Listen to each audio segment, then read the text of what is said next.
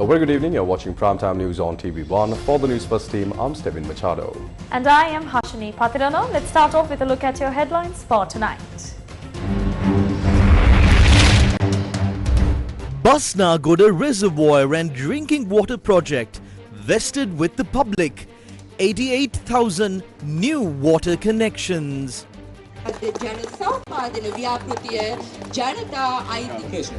Land in the north will be released properly. Do not politicize it. Minister Bimal advises the Lanka Tamil Arsu Kachi.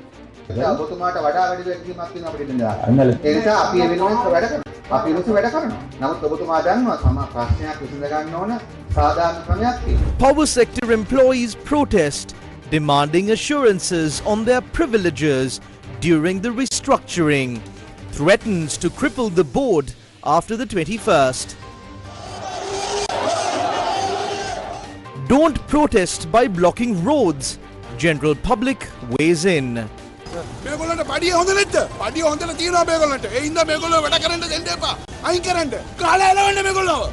Former Navy Intelligence Director Sarat Mohote remanded in connection with a homicide.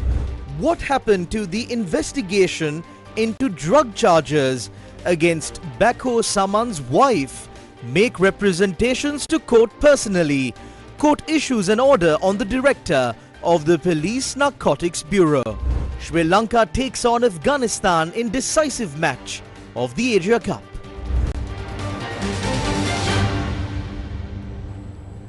In your top story tonight, trade unions today warned that if their demands are not properly addressed, they will not allow the restructuring of the Ceylon Electricity Board or allow the board to function after the 21st. They issued this while warning a staging protest this afternoon opposite the head office of the CEB. Now, trade unions affiliated with opposition political parties, along with unions including the Engineers Union, have launched this trade union action by putting forward conditions regarding the benefits they should receive during the restructuring. Members of several trade unions who reported sick leave staged a protest this afternoon opposite the Ceylon Electricity Board's head office. The protesters obstructed one lane of the Chittappalam A. Gardiner Mawatha.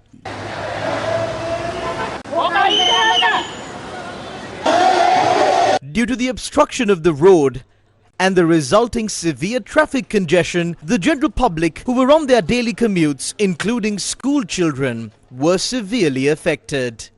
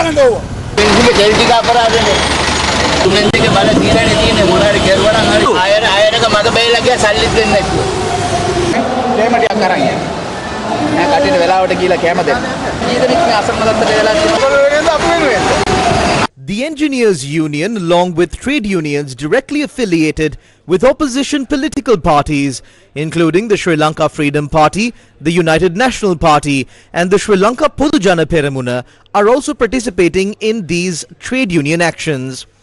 According to the Electricity Act passed recently, the CEB will be restructured into 4 state-owned companies, and the majority of the demands put forward by the trade unions are for the assurances of benefits they will receive during that process. Here are a few demands put forward by the protesting trade unions. Receiving delayed promotions and salary arrears.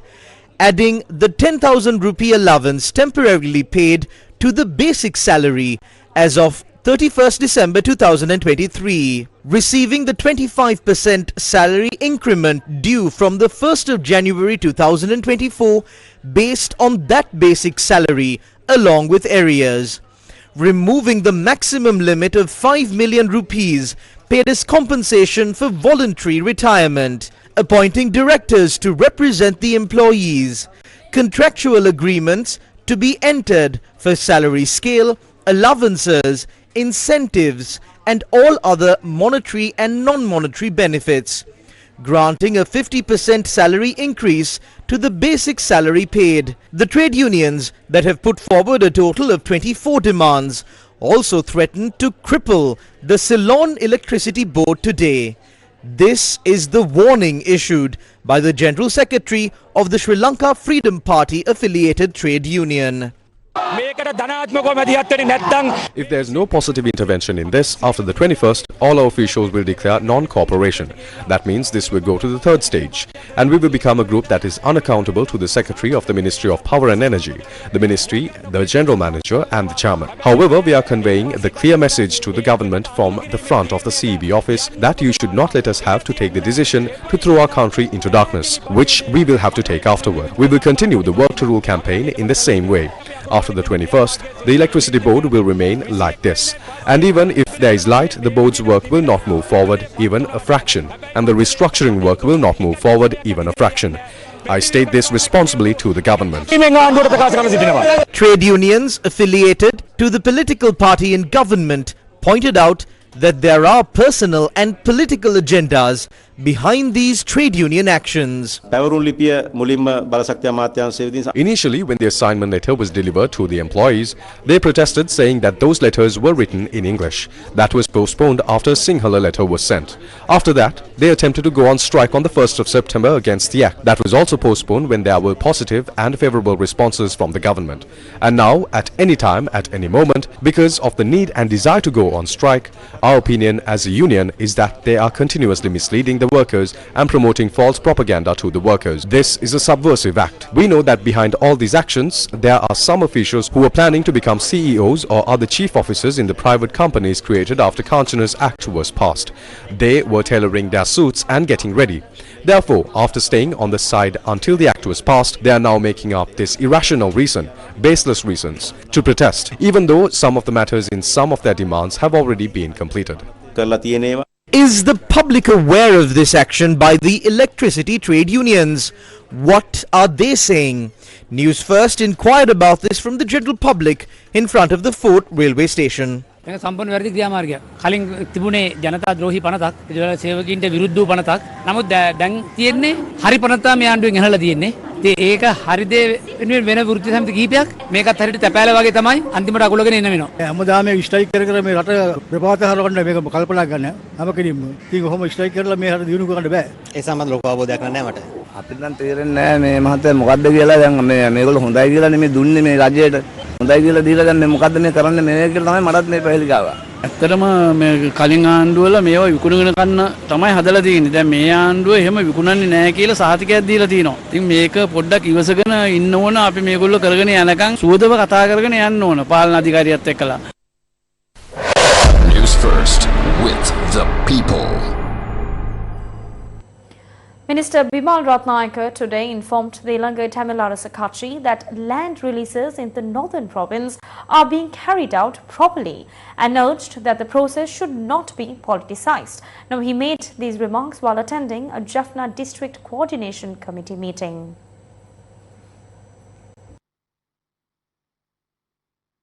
The Jaffna District Coordination Committee meeting today primarily focused on transportation, highways, ports and matters related to the Ministry of Transport, Highways, Ports and Civil Aviation. During the meeting, S. Sridharan, Parliamentary Group Leader of the ITAC, raised several points including the ongoing land releases. This was Minister Bimal Ratnayake's response. We did not hold any ceremonies just to release a single plot of land. By morning, MP Sumandaran is going around giving voice cuts claiming the government did not release the land properly. No, you have to listen to me. We're not politicizing the land issue. 37 years ago, a road was released with a proper process. Did we hold a ceremony? No. Did politicians go there? No. Commanders came and submitted 4 deeds to the district secretary. We understood the political side of it, but the land was taken at that time out of security necessity. The president said the lands taken for security purposes should be returned once the security needs ends. There is no need for a ceremony. However, some claimed that land is being released only thanks to them. The people of the northern province have mostly supported local parties with their votes. We have a greater responsibility to release land, and that is why we are working on. Our officials are doing their work, but as you know, there is a fair process to resolve these issues. People's lands have also been acquired for various development projects in other areas. Some people have waited 40 years, unable to even plant a coconut tree. If the government declares they can build a bridge or a culvert, then the process must be fair.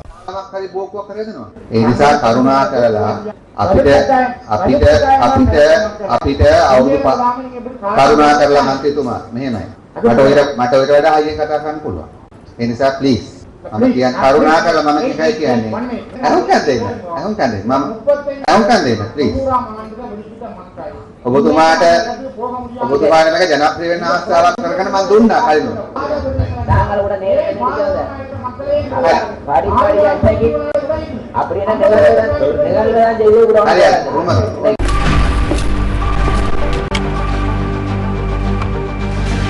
Case file. Former Director of Navy Intelligence, retired Admiral Sarath Mohoti, has been remanded until the 24th of October. He was taken into custody by the Criminal Investigation Department and produced before the Pulgahavela Magistrates Court this evening. Former Director of Navy Intelligence, retired Rear Admiral Sarath Mohoti, was taken into custody this evening in connection with the 2010 abduction and murder of a person in Potuhara. Earlier, former Navy Commander Nishant Ulugetana, who was also arrested by the Criminal Investigation Department in relation to the same case, remains in remand custody.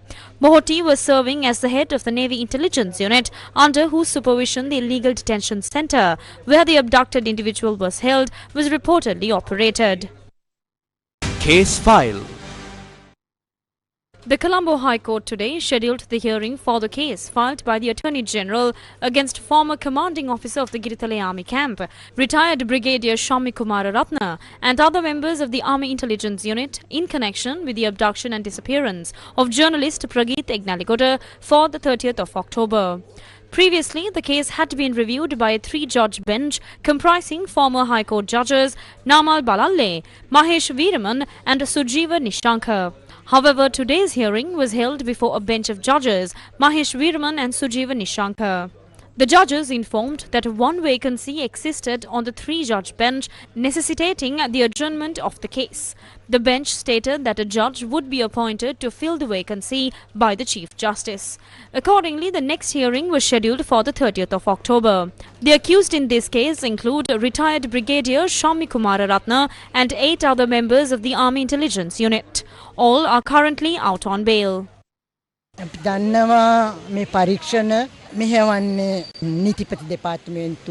We know that this investigation is being conducted by the Attorney General's Department, with the Criminal Investigation Department specially preparing witnesses. If the witnesses are gathered quickly and the government provides full support, this matter can be concluded promptly. I hope that the CID will complete the witness statements and evidence collection before the next anniversary of Prageet's disappearance in 2026. Once that is done, justice will be served without delay. Colombo Chief Magistrate Asanga S. Bodaragama today ordered the Director of Police Narcotics Bureau to appear in court on the 25th of September in connection with a case filed against Bako Saman's wife under the Poisons, Opium and Dangerous Drugs Act. Now, the Chief Magistrate further warned that if the investigating officers fail to clearly present the charges against the suspect, she will be released on bail. Sadika Lakshani, the wife of Bako Saman, who was arrested in Indonesia alongside Kehelbadra Patme and others, has been remanded. She was produced before the Colombo Chief Magistrates Court today under the Prevention of Money Laundering Act. Reporting on the progress of the investigation, the Criminal Investigation Department told court that bail should not be granted, citing concerns that witnesses could be influenced. Excerpt. Your Honor, Investigations have revealed that the suspect holds 4 bank accounts in foreign countries. A report on this matter has been submitted to the Financial Accounts Unit of the Central Bank of Sri Lanka. Although the reports have not yet been received, additionally, gold-coloured items weighing 40 pounds discovered in the suspect's possession at the time of her arrest have been sent to the National Gem and Jewellery Authority. A report on these items is expected to be submitted to the court in the coming days. Furthermore, investigations are ongoing into the suspect and her husband regarding their alleged involvement in drug trafficking. End of excerpt. The lawyers have requested bail, stating that the suspect and her child, who are in custody, are reportedly suffering from medical conditions. Excerpt. Your Honour, the suspect underwent heart surgery at a young age, and her child also suffers from frequent illnesses. The investigating officers have confirmed that the child recently fell ill and required hospitalization. The child is currently in custody with the mother. The suspect has no other relatives who can care for the child. My client is fully prepared to provide all necessary assistance to the ongoing investigation. In light of these circumstances, we respectfully request that my client be granted bail under any appropriate conditions. End of excerpt. After considering the facts presented, the Chief Magistrate today refused bail to the suspect and remanded her in custody for a week. However, the Chief Magistrate emphasized that if she fails to report the progress of the investigation into the drug-related charges, she may be granted bail. Excerpt.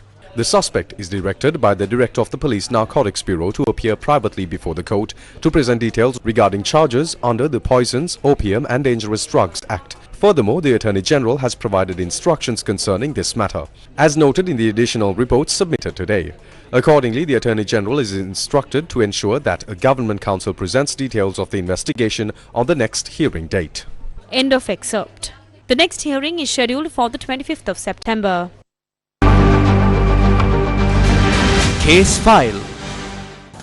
Tusita Halloluwa, the former director of the National Lottery Board, who was remanded over allegations of firing shots at his own vehicle to disrupt the government and the president, has been granted bail. Colombo Additional Magistrate Lairu Silva ordered his release on 2 separate surety bails of 5 million rupees each. The magistrate also directed that the suspect surrender his passport to the court as a condition of bail. Case file. Urban Councillor of Sri Jayawardhanapura Kotte, Harshini Sandaruani, who was taken into custody over allegations of contempt of court, has been released on bail. She was arrested yesterday by the Criminal Investigation Department and produced before the Colombo Fort Magistrates Court. Police said the court ordered her release on 2 surety bails of 5 million rupees each. She was taken into custody for contempt of court for allegedly defying the court's ruling on the arrest of former President Ranil Wickremesinghe on the 2nd of August. Case file. Former Minister of the Sabaragamuwa Provincial Council, Atula Kumara Rahubadar, has been remanded until the 2nd of October. This follows his appearance before Colombo Magistrate Tilina Empiris earlier today. He has been charged with misappropriating over 70 million rupees allocated by the Sabaragamuwa Provincial Road Ministry for the 2016-2017 financial year. The funds were intended for 77 development projects carried out by the Ambulipitiya Pradeshya Sabha as the implementing agency. But the projects were allegedly not completed, causing significant financial loss to the government. Sri Lanka launched a child-friendly justice system with the European Union and UNICEF.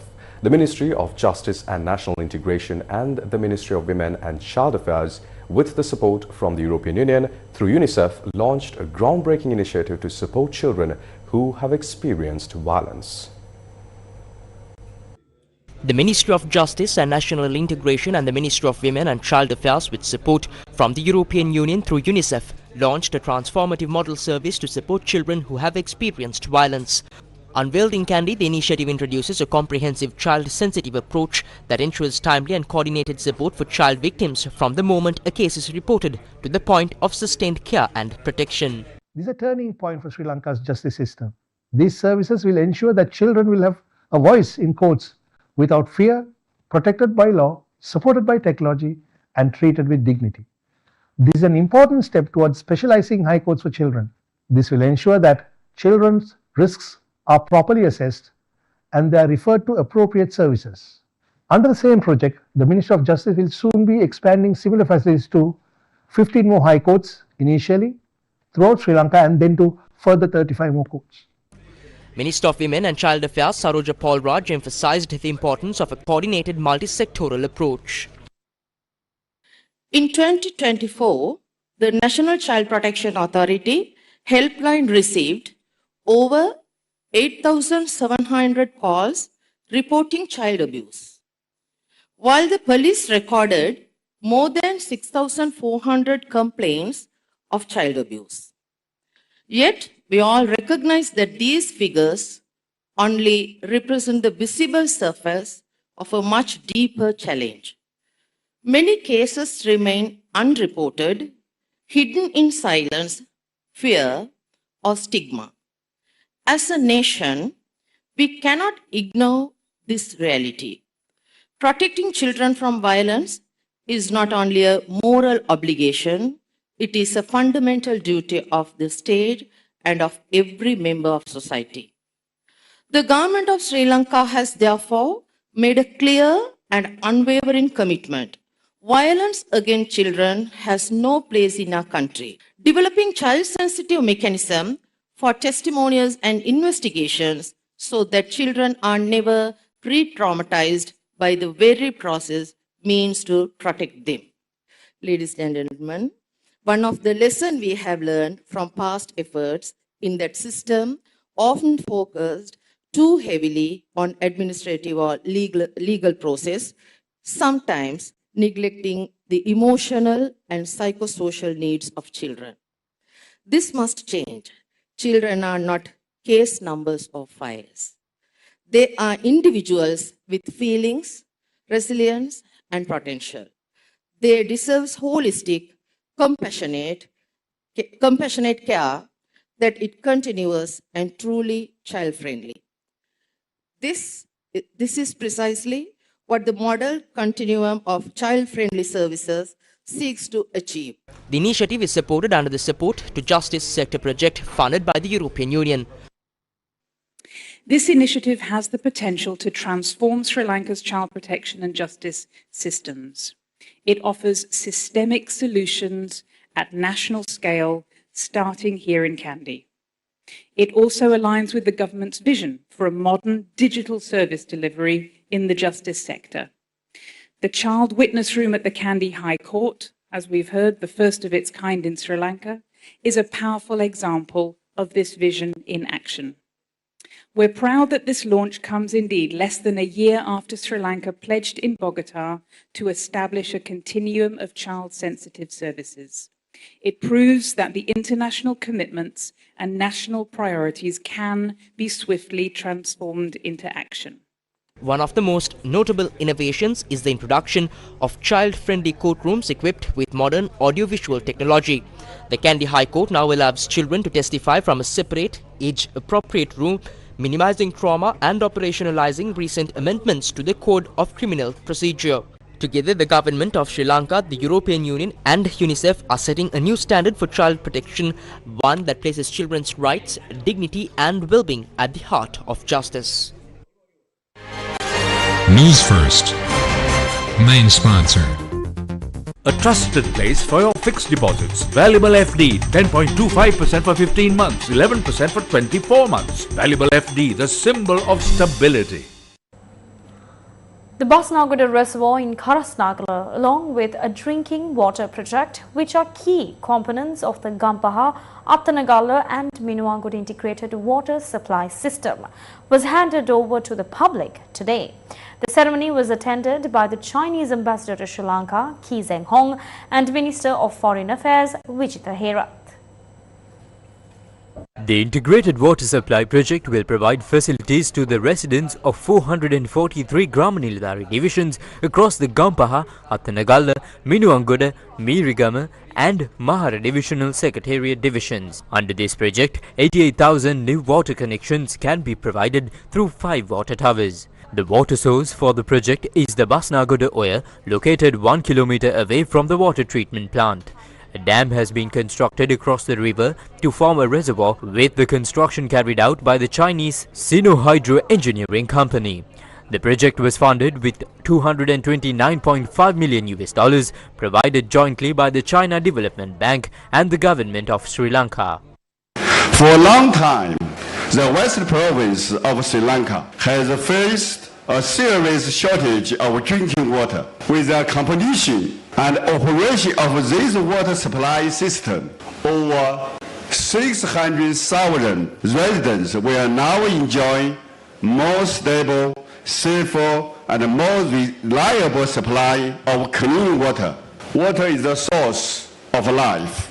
And the present and the strong leadership of His Excellency Anura Kumara Disanayak, Sri Lanka is pursuing a people-centered philosophy, and the country is undergoing encouraging changes across various sectors.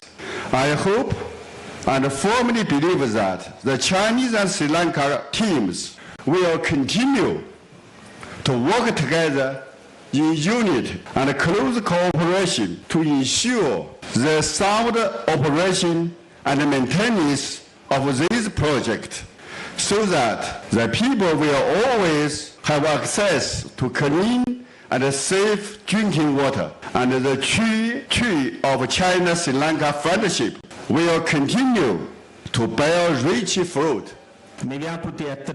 This project was originally launched 8 years ago and progressed amid various challenges and obstacles. The estimated cost was 68.85 billion rupees. Of this, we received 42.2 billion rupees as a loan from the China Development Bank. However, beyond that, the project could not move forward and was stalled, which caused significant delays. Since the new government assumed office, corruption and malpractices have been curbed. Political stability has been ensured, and we have begun systematically strengthening the economy. Over the past 9 months, our economy has been on a very positive trajectory, giving all of us a reason to look to the future with optimism. This confidence has been built within a short period.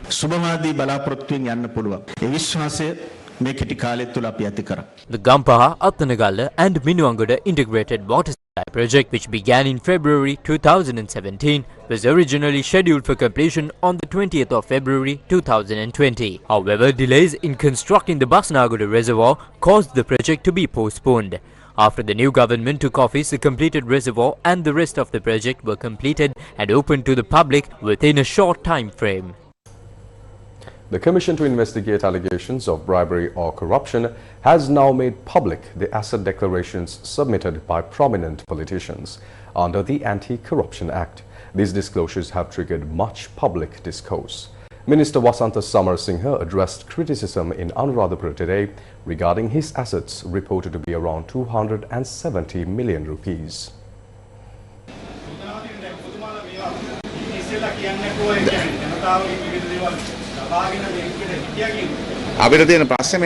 Our issue is this. If we had been told in advance who this should be reported to, it would have been easier.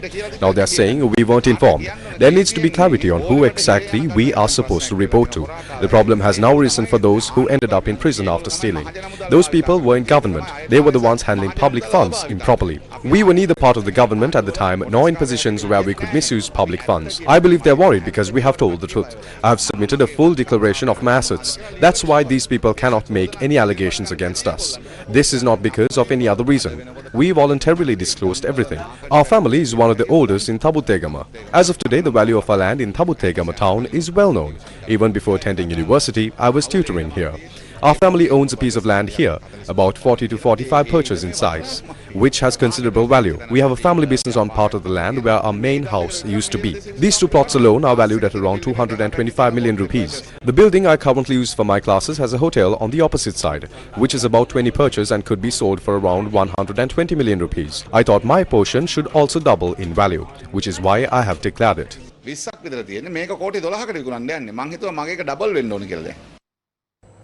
Parliamentarian Namal Rajapaksa, the national organizer of the Sri Lanka Podujana Peramuna, today responded to questions raised by journalists regarding his declaration of assets and liabilities.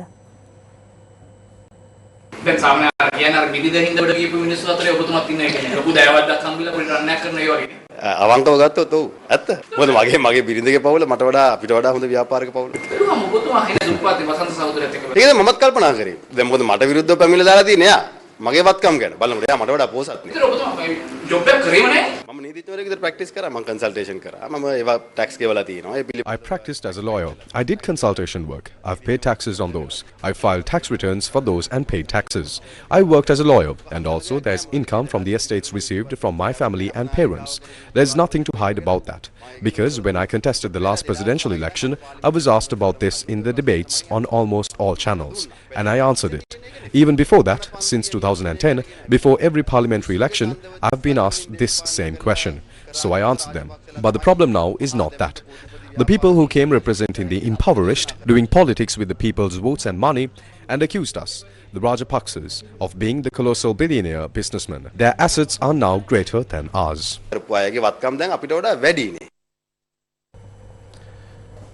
Minister of Industry and Entrepreneurship Development Sunil Handunethi says that Sri Lanka will take steps to establish a land bank to provide entrepreneurs with the land required for industrial development.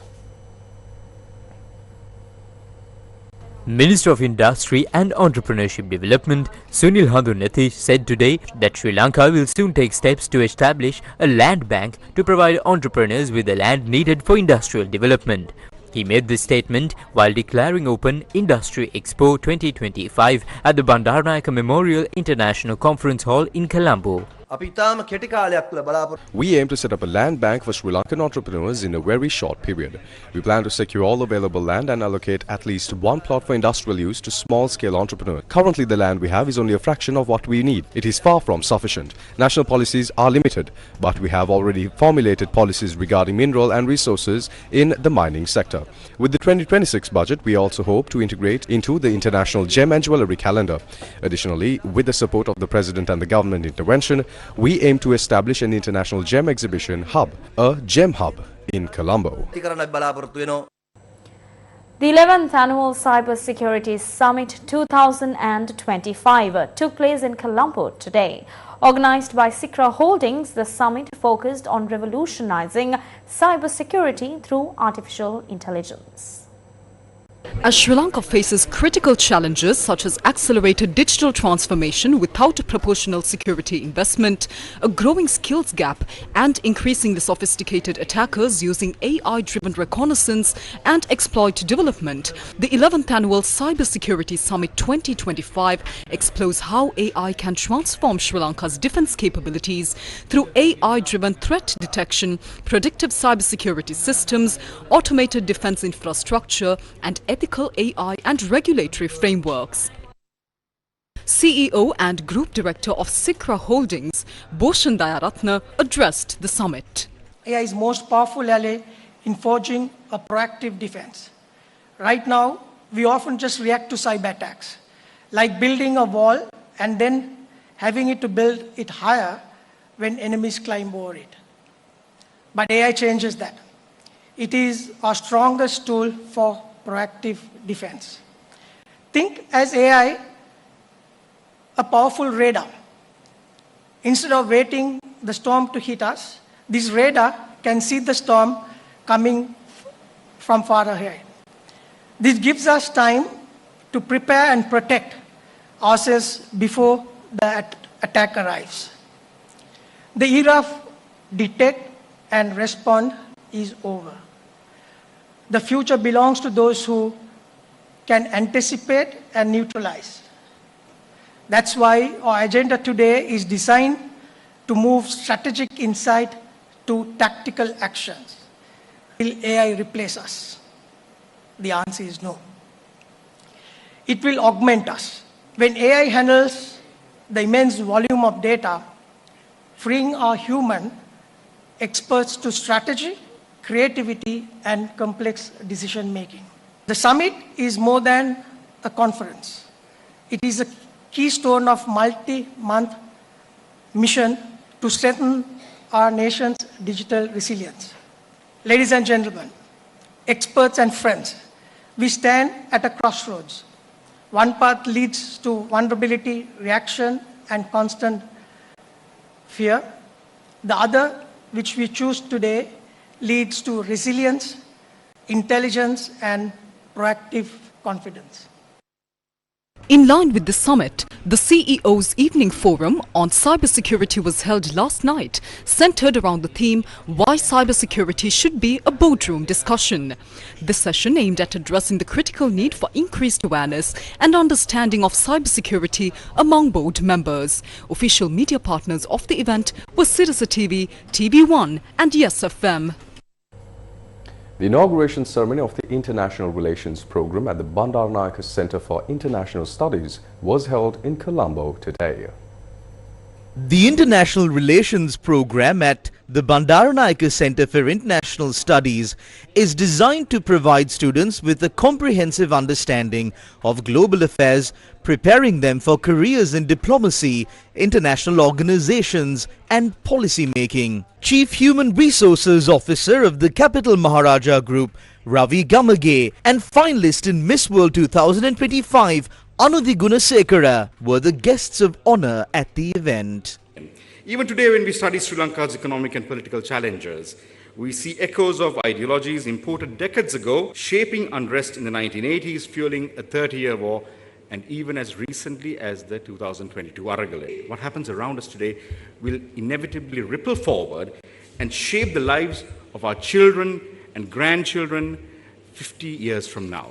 That perspective of seeing links across time and space is the great gift that international relations offer, and that is what you're here to learn today. It broadens our minds, it helps us understand not only governments and treaties, but also the human condition, conflict, cooperation, emotion, and survival. To the faculty, as a proud alumnus, I say thank you. It was your dedication, then and now, that built this institution and gave students like me the courage to dream. Even when those dreams shift, the foundations you laid endured.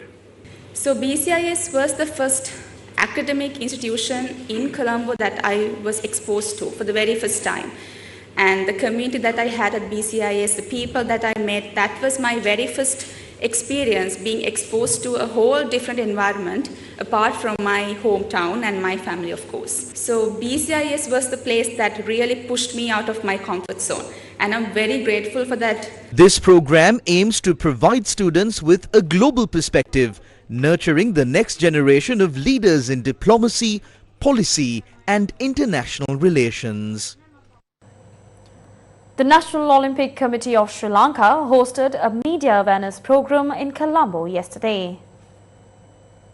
The Gender Equity Committee of the National Olympic Committee of Sri Lanka organized an exclusive media awareness program titled Balanced Voices Better News on advancing gender equity and inclusion in media content yesterday.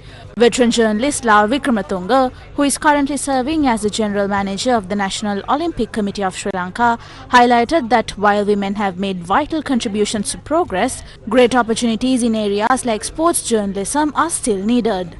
Don't forget that the early days, the history books were mainly written by white males, which was why you will not find the workload that was carried and the developments that took place where women played a leading role. They have contributed equally as much as the males have to where we have reached as a developed world technologically, aesthetically, and as well as human beings treating each other with equity. Women were not allowed to vote till 1920. Of course, unequal pay till the 1960s. Racial injustice, inadequate health care, gender-based violence, lack of education, not given the opportunity. Most women in the early stages were asked to stay at home. They were only allowed to go and learn social graces. We also had this discriminating social institutions, unpaid labor, food insecurity. You come a long way. We have a women's charter which was instituted in 1993, and some of the things that are forced on us to accept, but now with good grace. They say, what you cannot, this is early days how men understood it. What you cannot hold by force, you must give with good grace. And that good grace has improved the lives of all humankind across the world. Today, there is less discrimination. It's not enough. Women are being educated. There must be more opportunities in the rural areas. They are allowed to own property. They are allowed to participate in political movements and live with dignity. Get going up. I find something that needs to be done is that we need to find more female sports writers and reporters. That's an area that's lacking, which may be one of the reasons why it's not equally portrayed. I think that's something which we need to focus on and start when you get back in your media forums and so on to try and encourage females to join in as sports personnel and reporting on sport. The program featured leading experts discussing tools to build a fairer, more inclusive media landscape and to enhance professional profiles for future international games media accreditation.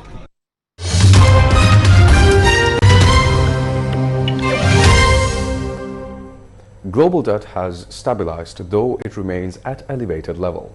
A continued reduction in private sector lending offset greater borrowing by governments. According to the International Monetary Fund, total debt was little changed last year, just above 235% of global gross domestic product. According to the IMF, global private debt declined to under 143% of GDP, the lowest level since 2015, reflecting a reduction in household liabilities and little change in non-financial corporate debt. In contrast, global public debt rose to nearly 93% according to the IMF database, reflecting an annual survey of the amount and composition of debt held by governments, businesses and households. In US dollar terms, total debt increased slightly to $251 trillion with public debt rising to $99.2 trillion and private debt decreasing to $151.8 trillion. US President Donald Trump, sitting beside the British Prime Minister Sir Keir Starmer, emphasized the unbreakable bond between the United States and the United Kingdom today as they held talks at the Prime Minister's country home on the second day of the US leader's state visit to the UK. Prime Minister Keir Starmer and US President Donald Trump met today in a historic gathering. The tech prosperity deal aimed at boosting cooperation in artificial intelligence, quantum computing and nuclear power was also signed during the meeting. The signing ceremony was attended by top business leaders, with Trump and Starmer holding up the documents for cameras in a symbolic display. And because we knew that by working together, we could deliver more for working people. We could help the businesses here today to thrive. Together, and I think it's an unbreakable bond we have, regardless of what we're doing today. I think it's unbreakable. But this is very big, and I want to thank all of the incredibly talented business leaders, the best in the world, biggest in the world, here this afternoon for investing in the Anglo-American Alliance, and you personify an important part of the unique national bond and really a world bond. What you've done is incredible. The leaders described the deal as a milestone in UK-US relations, underlining the strategic and technological partnership between the two countries. ABC has announced that it is taking Jimmy Kimmel's late-night talk show off the air indefinitely amid the social media outrage over his recent comments about Charlie Kirk's suspected killer, Tyler Robinson. The 57-year-old received a severe backlash on social media after he suggested Kirk's suspected shooter was aligned with the MAGA gang during a recent episode of his late-night show. Conservative activist and Donald Trump ally Charlie Kirk was shot and killed while attending an event in Utah. A spokesperson for the Disney-owned network said in a statement, quote-unquote, Jimmy Kimmel Live will be preempted indefinitely.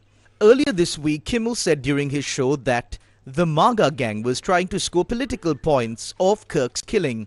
CBS told foreign media that the move is purely a financial decision against a challenging backdrop in late-night television, adding that it is not related in any way to the show's performance, content or other matters. Celebrating the announcement, President Donald Trump said it was great news for America. On the day Kirk was shot, Kimmel took to Instagram to condemn the attack and send love to the 31-year-old activist's family. Shortly after ABC announced Kimmel had been suspended, President Trump wrote in a social media post, quote-unquote, "The challenged Jimmy Kimmel show is cancelled. Congratulations to ABC for finally having the courage to do what had to be done." Kimmel is one of the top chat show personalities in the US. He has fronted his show Jimmy Kimmel Live since the year 2003 and hosted the Oscars 4 times. Kimmel is the latest late-night host to see his program run into issues as more viewers turn to streaming over traditional network viewing. In July, rival network CBS announced it would end the Late Show with Stephen Colbert next year after 11 seasons. Network executives said the move was not related in any way to the show's performance, content, or other matters happening at Paramount. However, Colbert tore into the network and its parent company over the decision. He accused CBS of leaking financial figures to the press and alluded to a $16 million settlement with Trump after he sued the network over an interview its 30 Minutes program did last year with former Vice President Kamala Harris.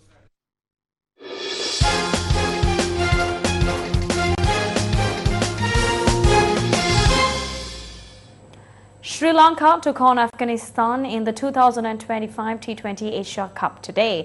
This is the 11th fixture in the group stage of the tournament. All matches of the 2025 Asia Cup T20 cricket tournament are being broadcast live on TV1, the official local broadcasting rights holder, and streamed on www.sirasatv.lk.